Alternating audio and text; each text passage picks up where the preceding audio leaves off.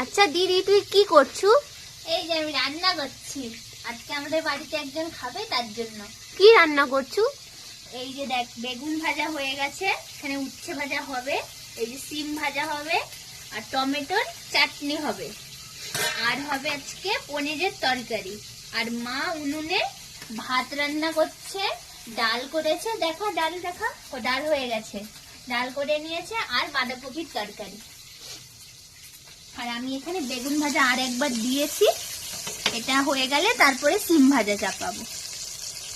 খুব টেস্টি লাগছে তো বেগুন ভাজাগুলো। হ্যাঁ, এই শীতের বেগুন না, টাটকা টাটকা গাছের বেগুন।